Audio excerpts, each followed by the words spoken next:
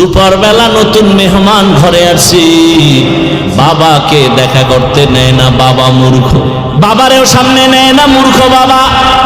মেহমানরা খানা খায় আর একে অন্যের সাথে মুখে কানে কথা কয়, ফিস ফিস কথার আওয়াজ ভেতরে বাবার কানে গিয়া লাগছে। কানে কানে ওরা কি কইছি, কয় বাড়ি তো একেবারে খারাপ না, ছেলের বাড়ি মাইয়া দেওয়া যায়। বৃদ্ধ বাবা শুনিয়া ভেতরে গিয়া বালির চাপা দিয়া এত চিৎকারের আওয়াজ, বাবা হতভাগার কান্না। বিবি বলে, স্বামী কেন কাঁদো? বাবায় বলে, দুঃখ না খাইয়া কত কষ্ট করে সন্তানের বড় বানিয়েছে। এই সন্তানের মেহমান কারা জানুনি? মা বলে, জানি না। বলে, কোথায় জানি মেয়ে ঠিক করেছি, সেই মেয়ের বাড়ির মেহমান। মাও চোখের পানি ফেলে কান্না করে, ও বাবা। ছেলে আইসা বলে, বাবা কেন কাঁদো? মা কেন কাঁদো কেন? মা ডাক দিয়ে কয়, বাবা এক ফোঁটা দুধের ঋণ কেবলে আদায় করবি? ওরে তুই পরীক্ষার হলে গেছো, আমি মা ঘুমাই নাই, আল্লাহর কাছে দোয়া করেছি, আল্লাহ আমার সন্তানকে পরীক্ষায় সফলতা দান করো।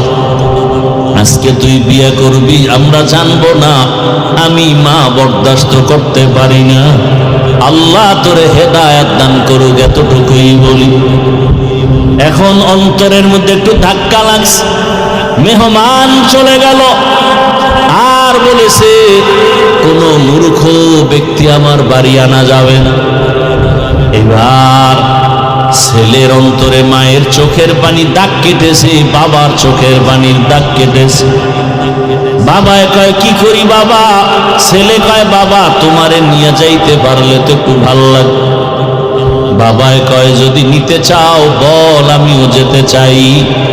তোর না জানি কোনো বিপদ এসে যায় আমাদের কষ্টের কারণে, আমি যদি তোর সাথে থাকি কোনো বিপদ আসবে না।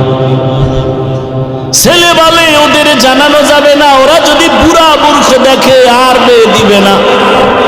বলে, আমার গোপনীয়তা রক্ষা করে নিয়ে যাও। গোপনীয়তা রক্ষা করে বাবারে নিয়ে যখন চলে গেল, আগের দিন বিয়ার বাড়ি কত রাত চলে যাইতো, একটা প্রশ্ন করে আটকায় দিছে, আর খাওয়ান নেই, জবাব দিবি নাইলে না খায় মর। বুড়া বাবা আছে সাথে। মেয়ের বাবার পক্ষ থেকে প্রশ্ন দিল, খানা সামনে দিয়া। বলে, এক একজনে এক একটা খাসি খাইতে হবে আস্তা, এরপরে শেষ হলে মেয়ে বিয়ে দেব, না হয় না।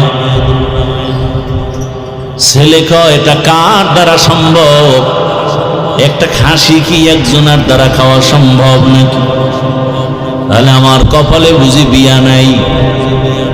বুড়া বাবার কাছে গিয়ে কয়, বাবা ঠিকই এক বিপদ কান্দে আইছে, কি করি বলো? বাবা একে আমারেও সাথে নিয়ে আইছো, তোর কপাল ভালো, টেনশন করিস না।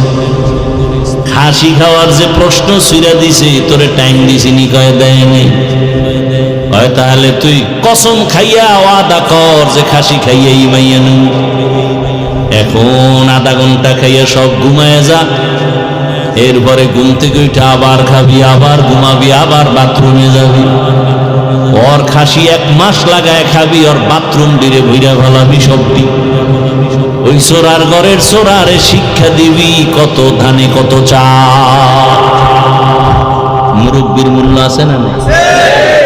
বাদশাহ হারুন রশিদের সামনে বুড়ায় কয়, 1000 টাকা পাইয়া কয়, মানুষ ফলের গাছ লাগাইয়া 1 বছর পরে ফল খায়, আর আমি নগদ ফল পাইছি 1000 দিন।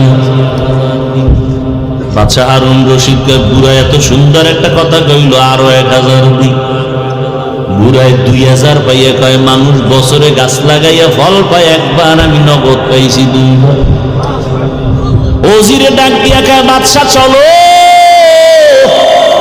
এখানে যদি আর আধা ঘন্টা থাকো, বুড়ার যেই বুদ্ধি ফকিন্নি বানায় ছাড়বে তো।